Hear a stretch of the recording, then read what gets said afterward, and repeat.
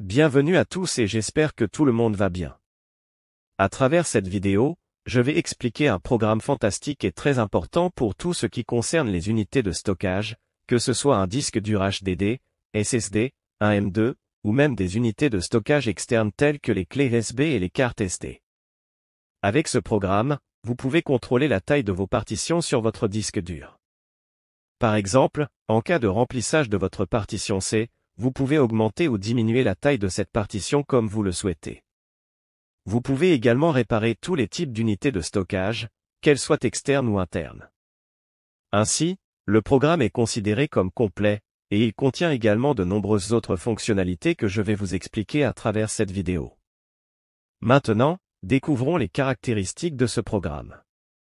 Tout d'abord, accédez au site officiel via le lien sous la vidéo, puis téléchargez le programme. Vous trouverez 3 versions du programme, la version gratuite, la version Pro et la version serveur. Vous pouvez télécharger la version gratuite ou choisir la version Pro selon vos préférences. Ensuite, installez le programme sur votre ordinateur, et vous verrez cette interface. Comme vous pouvez le voir, nous avons ici un ensemble d'outils. La première option concerne la sauvegarde des fichiers, qui est un programme séparé que vous ouvrez après avoir sélectionné cette option. Cette icône est le programme à travers lequel vous pouvez sauvegarder tous les fichiers présents sur votre disque dur. Cette fonction est importante pour préserver vos fichiers et éviter leur perte. L'outil compresse la taille des fichiers sauvegardés, vous permettant de stocker une énorme quantité de données dans un espace réduit. Par exemple, vous pouvez stocker les données de votre disque dur sur une clé USB de petite taille, puis les extraire ultérieurement et les ramener sur votre ordinateur. À travers la sauvegarde, vous pouvez sélectionner les partitions pour lesquelles vous souhaitez effectuer une sauvegarde, et dans la deuxième option, vous sélectionnez l'unité de stockage dans laquelle vous souhaitez stocker les données.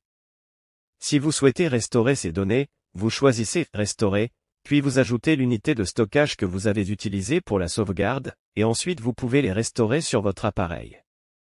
Revenons au programme principal. La deuxième option concerne la récupération de données. Si vous avez perdu des données dans l'une de vos partitions ou dans différentes unités de stockage, vous pouvez les récupérer facilement, peu importe le type de fichier, que ce soit des images, des vidéos ou tout autre fichier. Vous sélectionnez la partition à analyser, puis vous cliquez sur « Analyser » et le programme effectuera une analyse complète de cette partition et récupérera les données.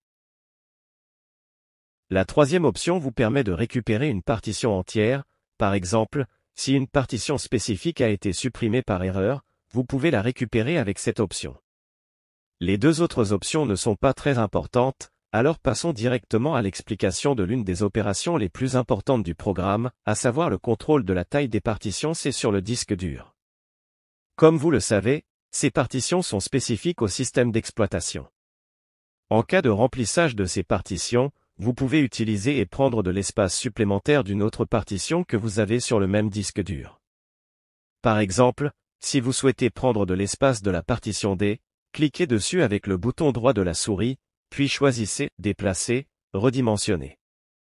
Ici, nous avons la partition D en bleu, avec 2 flèches, une à gauche et une à droite. Si vous souhaitez ajouter de l'espace à la partition C, qui est à gauche, choisissez la gauche. Si la partition est à droite, choisissez la droite.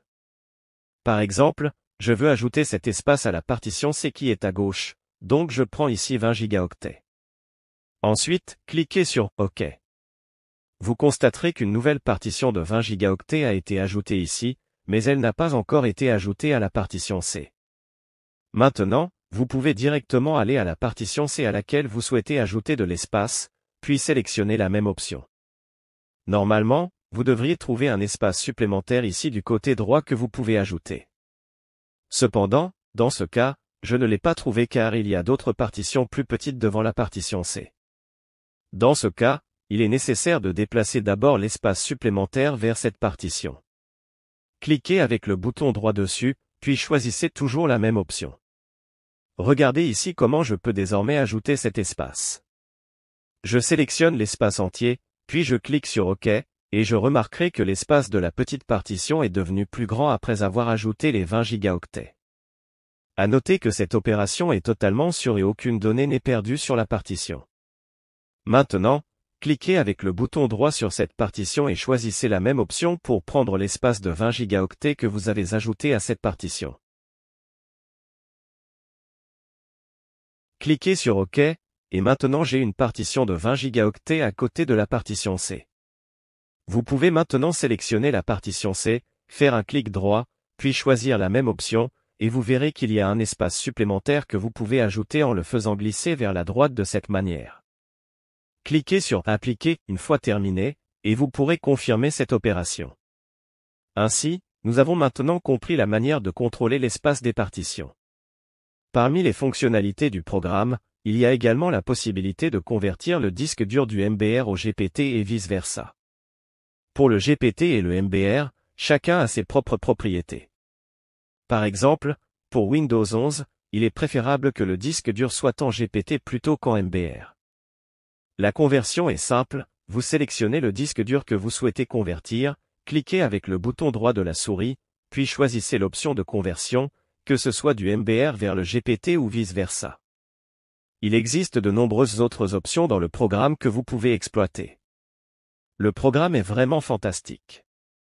J'espère que vous en tirerez profit à travers cette explication, et je vous retrouverai dans une nouvelle vidéo.